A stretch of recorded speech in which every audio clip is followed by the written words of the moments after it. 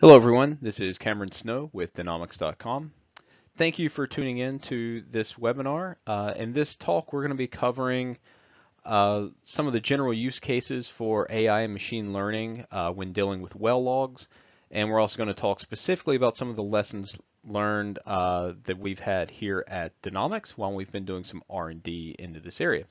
So let's get started. So with respect to what we're going to cover today, we're going to start off with why we want to use AI and machine learning within petrophysics and while working with well logs. Then we're going to talk about what we refer to internally as small versus big AI and machine learning use cases. Then we're going to talk about some of the risk associated with using these type of systems. And then finally, we'll go into some of the training data and caveats around that. So why is it that one wants to use machine learning in petrophysics? Well, there are a few different reasons. First of all, you may hope to get more accuracy or consistency in your analyses. So what I'll say about that is you're probably not going to get more consistency than a highly skilled subject matter expert who's got specific domain knowledge or geographical expertise. I think that would be an unreasonable assumption to expect any type of machine learning system to generate that. However, if you're comparing the results from a machine learning system to those of a casual or inexperienced interpreter who may not be familiar with a lot of the petrophysical techniques, you may indeed get a more accurate answer. And with respect to consistency, these type of systems are very consistent. So if you are applying the same model to a large number of well logs, you should expect a very consistent answer. One of the big reasons that companies are exploring this is because they need faster analyses and they need more scalability. So as we have started using thousands of well logs to evaluate, basin-wide projects, and this is especially relevant for projects that are in North America and where we have very high well densities in some of these unconventional plays. If you're going to use all of the data, that means that you have to turn to automation of some sort or another. And these type of machine learning systems can really help with that. And then finally, there are definite business objectives. So it's not just about getting an interpretation that's better or getting an interpretation that's faster. There are real business objectives in this. So when we talk to leadership at different companies about how they want to deploy AI and ML systems, they come to us with two things. First of all, whether or not you want to hear it or not, they wonder if there is potential to have these type of systems either replace staff or allow their existing staff to get more work done so they don't have to increase headcount as rapidly. And second of all, they are looking to these type of systems to give them an unbiased view. Your AI or machine learning systems, they don't have an interest in whether or not your prospect gets drilled or not. So management hopes they can turn to these and use them as a way to flag whether or not the interpretations generated by their staff may need a second look. Okay, so that's why we want to use AI and machine learning. Next, I want to touch on what we refer to internally as small versus big AI use cases. So what is small versus big AI in our definition? So we refer to small AI cases as, when models are applied in isolated steps within the petrophysical workflow, and big AI or ML is when models are used to generate really actionable properties or interpretations that often encompass a large portion of the workflow. So let's think about this. So for example, if you're using machine learning to do something like bad hole ID and repair, that is a small step within the workflow. And this is something that we would refer to as a small AI use case. If you are using AI to set your to do some data preconditioning. That's a small AI use case. Big AI would be, for example, let's forget about applying the workflow. Let's go straight to predicting reservoir flags, or let's go straight to predicting wellbore stability. Those would be what we refer to as big AI use cases because they either allow you to skip a lot of the interpretation, or in the case of something like wellbore stability, it's generating some type of actionable interpretation. So that is the terminology that we use. And we like to think about it as, the smaller steps are used to enhance the work done by an interpreter and works alongside that interpreter. But the bigger AI is used to scale and replicate the work being done by an interpreter. And it could potentially even replace them as systems become more reliable. So within Danomics, what are some of the ways that we use small and large AI? So automated washout repair is one of the things that we use AI for. So what is it we do in Danomics? We automatically construct a model for every combination of curves available to your well using either multilinear regression or random forest methodologies. And this allows you to take intervals that are washed out, such as those here and here in this log, and repair those so that you have a response that is more typical. So that's a use of small machine learning in Danomics. Now, just because we're calling it small, a small AI or ML use case does not mean that it is not powerful. I would say it generates time savings. There is a low level of required, personal touch required for these. And so you can interpret thousands of wells doing this without having to look at each one. It's scalable. This process runs in less than 1/10 of a second per well. So if you're just running this process on 1,000 wells, this can be done in just a couple of minutes. So it really allows you to move out to much larger projects. And finally, I think it really does provide increased accuracy, and I think it does this for a couple of different reasons. I think first of all, if you had to go in and manually repair washout on 1,000 wells, it would, and you needed to do it in a reasonable amount of time, you would have to start cutting corners just because you can't look at or click the button on that many wells at one time. So I think it reduces errors due to human fatigue. Also, it's unbiased. These machine learning systems, they don't have a need to make a zone look better or worse. They just generate the answer. So I think there's also some ability there. And also because in Danomics, we're using every combination of machine learning model that's available and testing that behind the scenes, you are getting the best answer applied as opposed to just using the same type of MLR model for every well. Okay, another use of like small AI or ML in Danomics would be synthetic curve generation.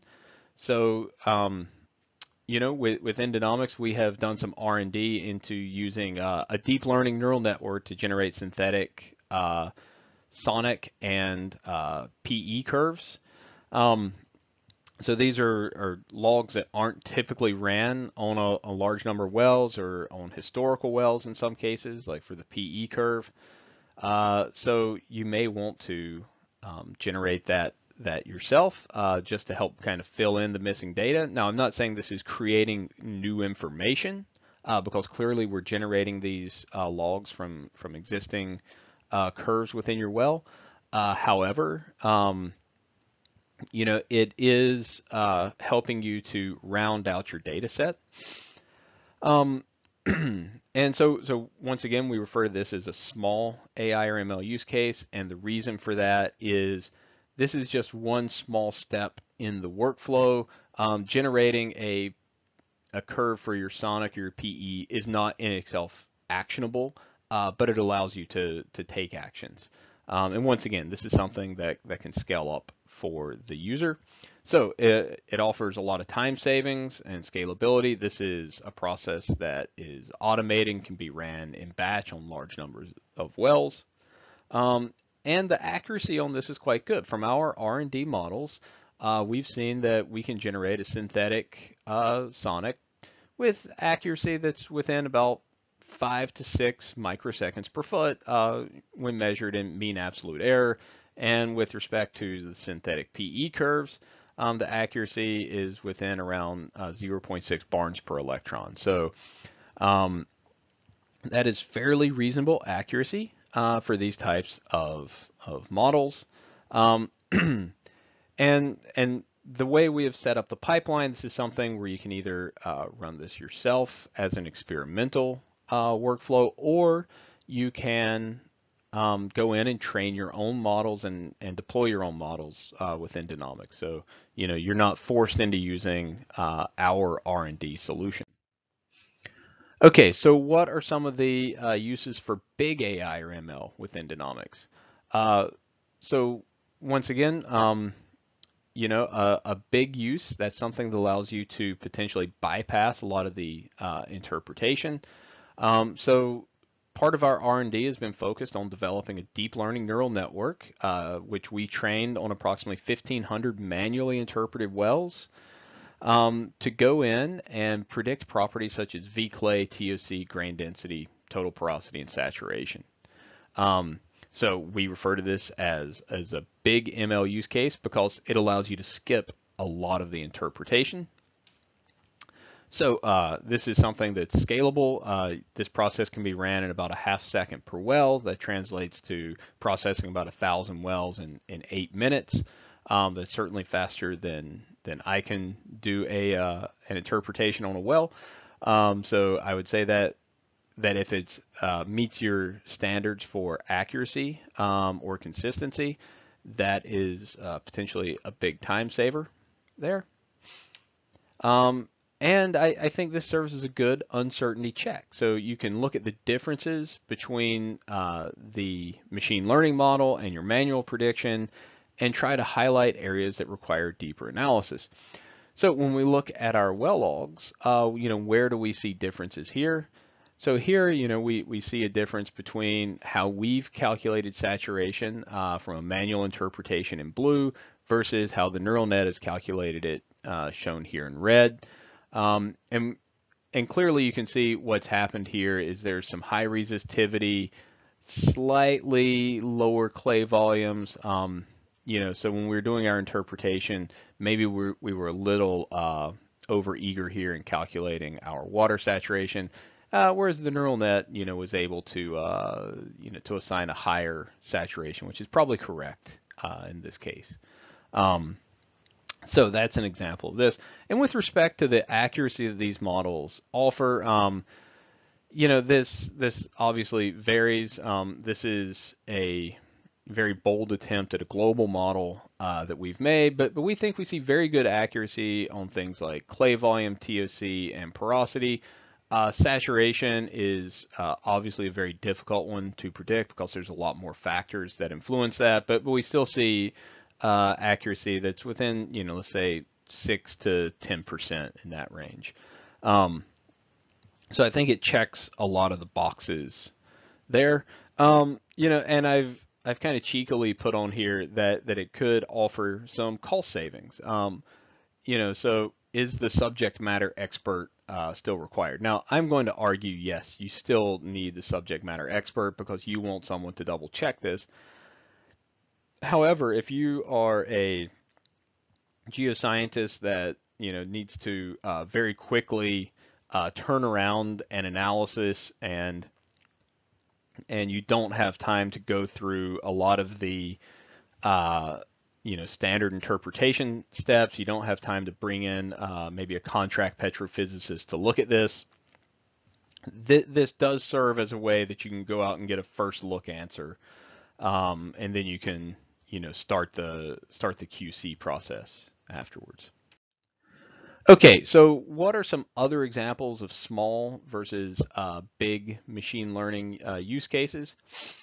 So the ones that I see for the small AI and ML use cases, things like identifying washout and repairing it, doing curve infill work. So a lot of times you may not have a complete curve over an interval, so being able to go in and do that type of infilling work, generating synthetic curves, we've already touched on. Also, standard methods that we've applied for years, such as lithos facies prediction. Those are all examples of small use cases of machine learning. So when I look at some of the bigger use cases of machine learning, so things like petrophysical property prediction, where you're directly predicting things like, porosity and saturation. Excuse me. I would say direct prediction of either net pay or hydrocarbon bearing interval. So, that would be like some type of classifier to go ahead and flag your net pay. That is, quote, a big AI or ML, because in theory, you could go straight out and start perfing or completing intervals from that. Wellbore stability predictions. I've seen a lot of talk in the ML community about machine learning for wellbore stability predictions. That is certainly a big use case because you could, in theory, use that to guide some operations. And then there are things like automated tops picking and AI-driven geosteering, where you could, in theory, replace a large portion um, of the manual work that's done within a project. Now, you know, I think regardless of whether or not you call something, big or small machine learning, it needs to be able to do three things for you. It needs to save you time or money, and it needs to improve your accuracy. So if the system is doing that, then I think it is an excellent use of machine learning. If it's not doing that, then you need to question maybe why you were using it. Okay, so you know this is not a one or the other when it comes to applying either small amounts of machine learning, large amounts of machine learning, doing it manually.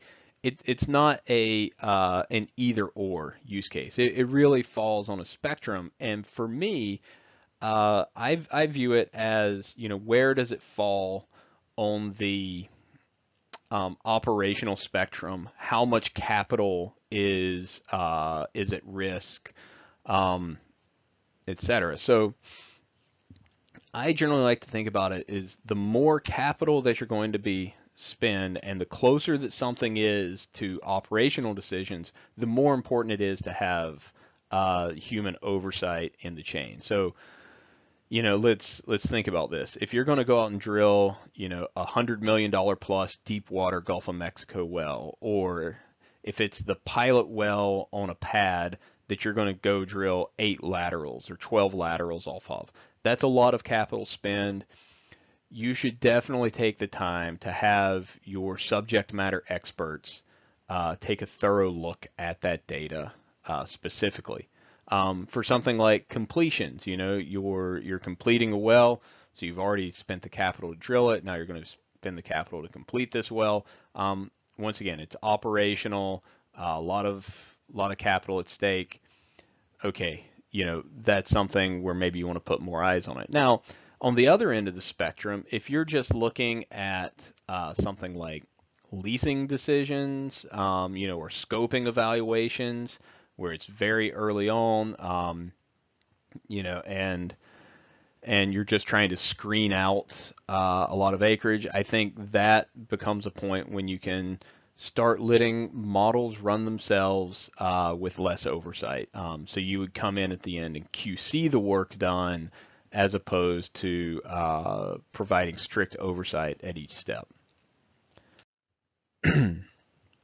So one important thing I think when it comes to the application of machine learning models is you need to think about what are the results that you're getting and what are the benchmarks for those results, and do we really have a good understanding of those?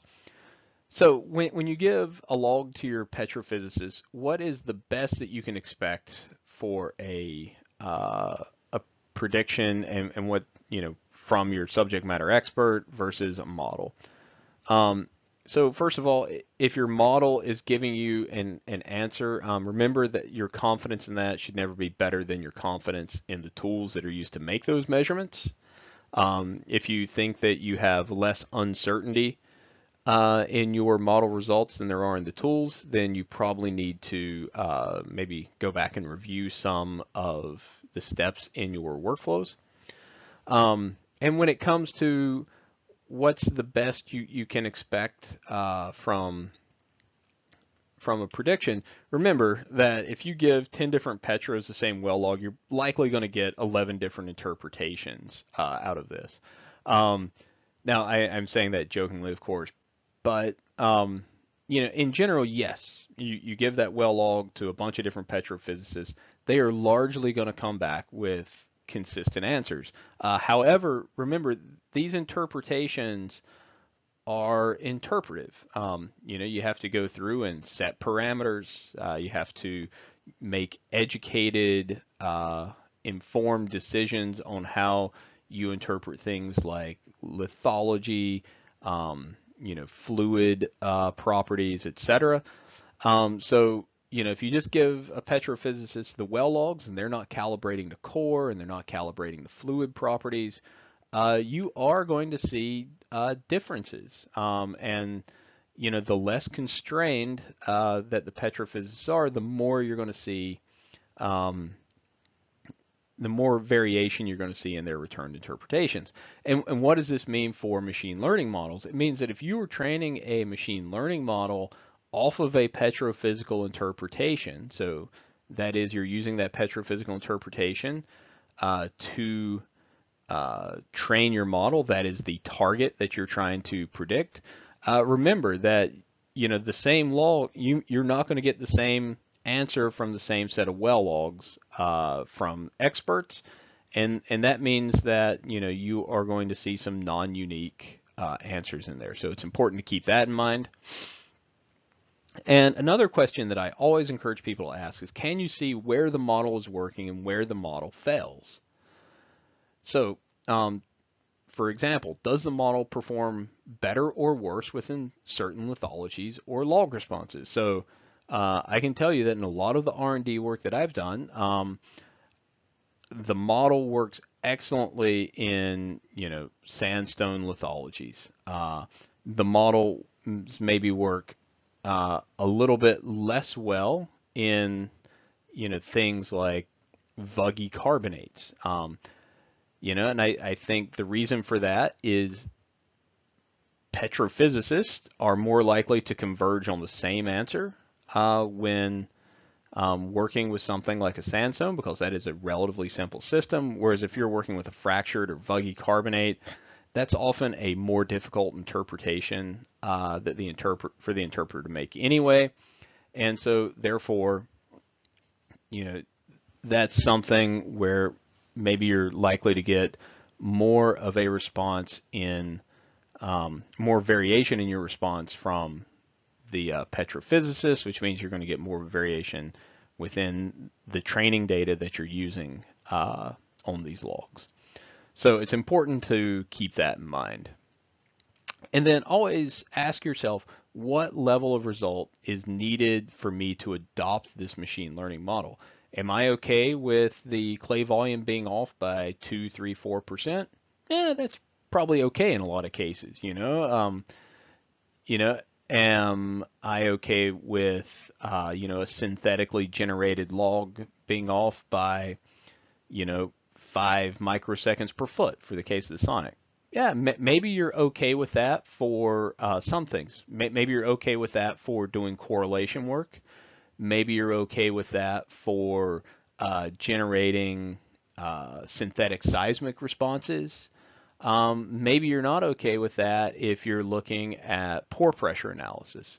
So those are the type of questions that you need to be asking, when you're using these models and trying to understand how their accuracy affects your interpretation. Okay, so those were some of the small versus large use cases we see with machine learning models. Now I want to talk about some of the risk associated with AI and machine learning models. So we've all seen the Terminator series, I think, and where an artificial intelligence really kind of takes over the world and destroys humanity. Um, Clearly, your petrophysical machine learning application isn't going to destroy the world. So those are not the type of risk that I am talking about. Okay, so what are the risks that I see? Well, I see two types of risk. I see risk in both developing AI and machine learning as well as risk in deploying AI and machine learning. So let's talk about the former. So one of the big risks that I see in developing machine learning models is that companies may burn large amounts of money and spend a lot of man hours chasing solutions that just don't deliver at the end of the day. I'm sure, all of us as technical workers have seen efforts that were, maybe strategic, and we were told, hey, we're going to go out and try this new method because if it works, it is going to be a game changer. You put a lot of time, effort, and money behind it, and it doesn't work.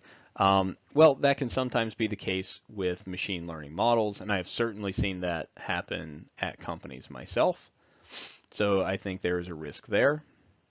When that happens, I think that has the follow-on risk of creating employee frustration. So, if you're told that there's this machine learning solution and it's great, but it doesn't deliver, that is going to create a lot of frustration by employees. And I've also seen the flip side of that when, models do such a good job of predicting some narrow property that people are actually a bit fearful of that solution because they start to ask, why am I needed? And I think that's a bit short-sighted because I think most subject matter experts realize that they can create a lot of extra value on top of the results that these models are generating. One of the other risks is that you actually have some very early success, and that this success creates unreasonable expectations for later success. So let's say, for example, you were developing a model for, predicting, which drill bits are most effective in drilling through a certain lithology.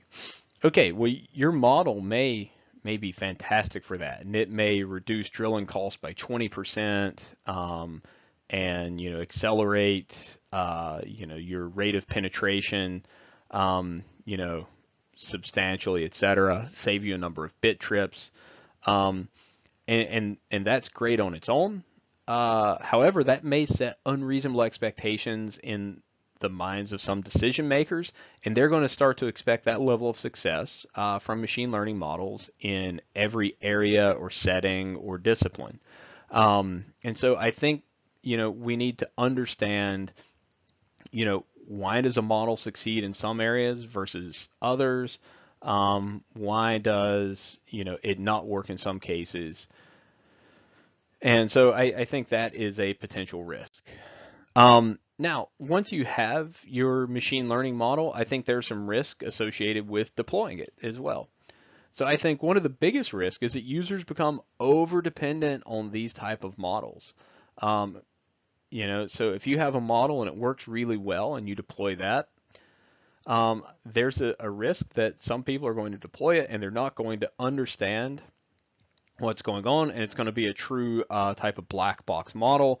And I think for younger or newer workers in the industry, this could be especially troublesome because it may mean that they actually never learn the fundamentals that are behind some of these models, if that's not made a priority. I think another risk is that users can become overconfident in models. and therefore they may not provide the necessary oversight or QC processes. So let's say you have a model that, works 99 times out of 100. You get very used to just looking at it and saying, yep, the model's right, great, move along. That's maybe fine if your model is just predicting a synthetic sonic, but for example, if your model is predicting wellbore stability, or doing look-ahead predictions of pore pressure while you're drilling, failure to provide oversight and QC could have real-world operational consequences. And so, I think there's a risk that people become overconfident, and so I think we need to keep a strong eye out for that, especially in operational settings. And there's also the risk that if models don't perform well, that you're going to see your technical staff spend more time trying to make models solve their problems than they would by just doing the work manually in the first place. And so those are the risks I see of deploying machine learning models. Okay, so finally, before I wrap up, I want to hit on a few of the caveats that we've seen around training data. And specifically, I want to talk about the train test split process, because this is an area where I think I have seen a lot of room for improvement in how people are thinking about this. So I think understanding how you prepare your training and test data is extremely important to understanding how well your model is going to perform in the wild. So when you think about a normal process for this, you've got your full data set, you split that into a training set and a testing set, and then maybe you split your training set into training and validation, and then you do your blind test. Simple enough. This is kind of like machine learning 101. And if you don't properly isolate data from this train test split portion, you're going to be overconfident. And the reason why is because your model is going to have, it's going to have cheated. It's going to have seen the answer, if you have bleed over between your test and your training sets. So when we think about doing training with a group of wells, what's our normal process here? We collect our data. We then split that data at the well level. We then, do our training and validating on our training set, and then we establish the model accuracy on the test set. So what you may do is, and you're doing this randomly, of course, you're not actually saying train, test, as you go from well to well, but you're randomly selecting different pieces. So train set, test set, train set, test set, etc. Now, that sounds great. We're randomly selecting some wells, for the training and some for the testing. However, one thing to keep in mind is our data has strong spatial dependencies. And I think that we need for our testing data to be both randomly selected and it needs to be isolated. Because if you look at an area like this one that's incredibly densely drilled, if you have 5 wells from here in your training set and a couple of wells in your test set, well, it's almost like you're already seeing the answer. I could probably just take one well log and paste it on top of another, and you wouldn't know, and that it would look quite accurate. So I argue that we need to be both random and isolative when doing this. And so what you may want to do is consider randomly selecting regions of wells and not individual wells. Excuse me. What I mean by this is, let's say you want 25% of your wells to be in your test set. Well, what you may do is you may select random regions that incorporate 25% of the wells, where these regions are selected at random. And so that way, when you go to test it, your model, yes, it's seen some along strike, data. However, you have a large area where you've not seen anything from within this area. Same for these other areas. And so that keeps you from having this scenario where you have wells that are essentially twins of one another, where one is in your training set and one is in your test set. Now we're being both random and isolative.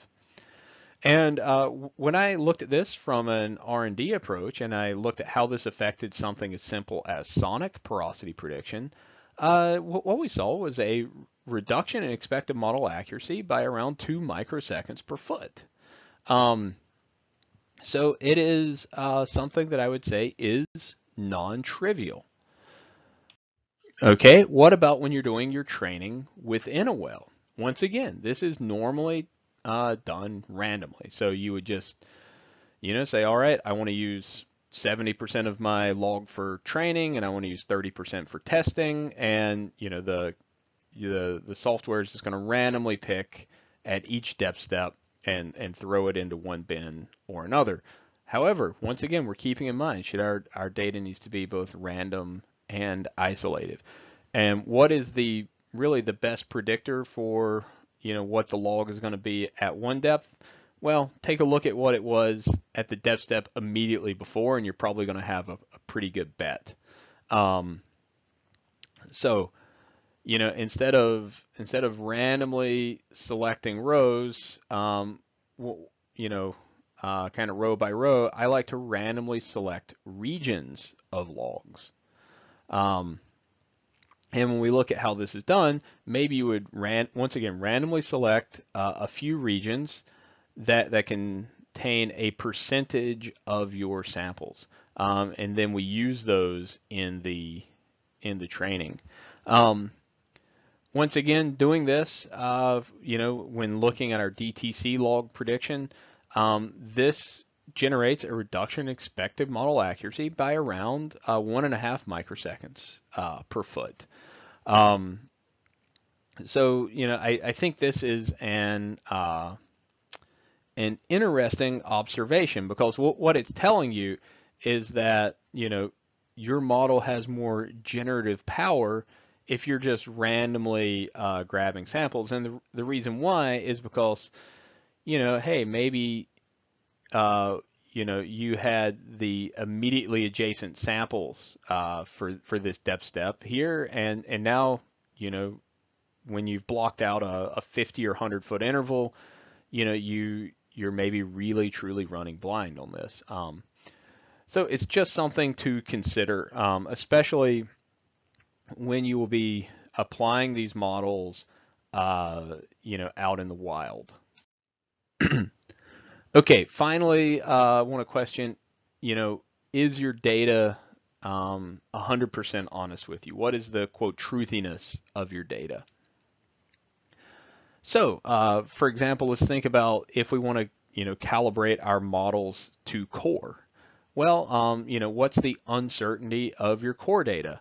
Can it, when we measure, 20% porosity, is that actually 20% porosity, or is it somewhere between 18.5 and 21.5%? That's important to know. When dealing with core data, it can also be shifted up and down, vertically. So how often have you, as a petrophysicist, had to go in and shift core? What is your certainty on the shift that you were making? So once again, that's something that needs to be considered. And then finally, how you handle core in the lab affects the measurements that you get. There's been a lot of literature dedicated to this. So it's important to remember that, if you hand one lab, a core, and you hand another lab an identical core, they might not get the same answers, and the reason why is they may have different procedures for handling that core, preparing that core, and in how they perform the same measurement. So there's some uncertainty there, and that needs to be taken into account when you're evaluating model performance. There's also log data uncertainty. So remember, logs are not 100% repeatable. So it's important to take that in there into account. Also, tool calibration, how well was the tool calibrated on site? Tools also vary slightly by vendor. So there's something to consider there. And also, if you're getting your data and, it's not coming straight from the logging truck, there's a chance that you have lost a lot of metadata. So what I mean by this is, for example, let's say you have a neutron log, and maybe that log was, ran by Schlumberger, maybe it was ran by Baker. Yeah, maybe it was ran in sandstone units, maybe it was ran in limestone units. Now, originally, you may have had this information, but as, these logs start to get imported, exported, maybe they get converted, etc., you may start to lose a lot of this metadata, and that in itself is going to create a bit of uncertainty. Also, it's important to understand when there is variability between the feature and the target.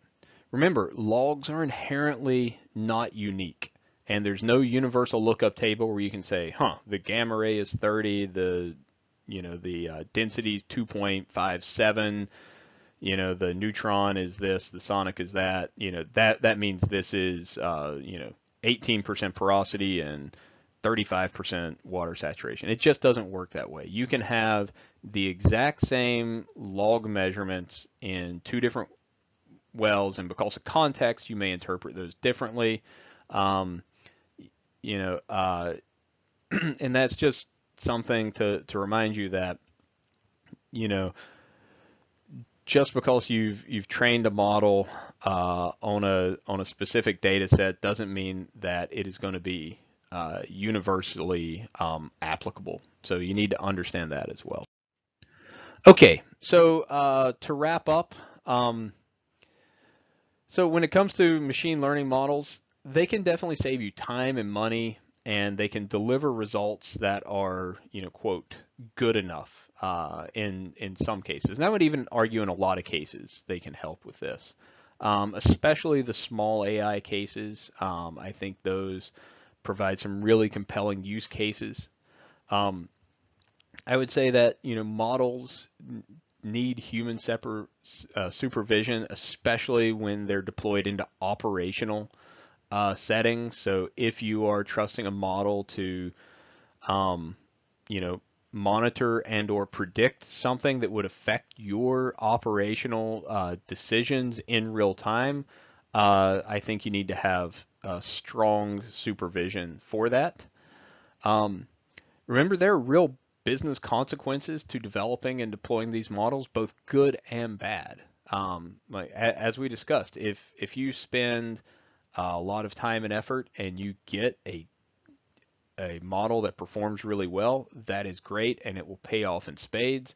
However, you know, if you don't get those results and you're not able to develop a model that solves the problem you're trying to address, then you've potentially invested a lot of money and man hours into something that's not going to pay off in the end. Um, and finally, I would say it's always important to keep in mind how you define model success, um, and to understand how the model is trained, and to know, what is a good training procedure and what is a subpar training procedure. I think it's critical to have an understanding of that before starting to use these models at scale and to make decisions. Okay, thank you for your time, and thank you for listening to this.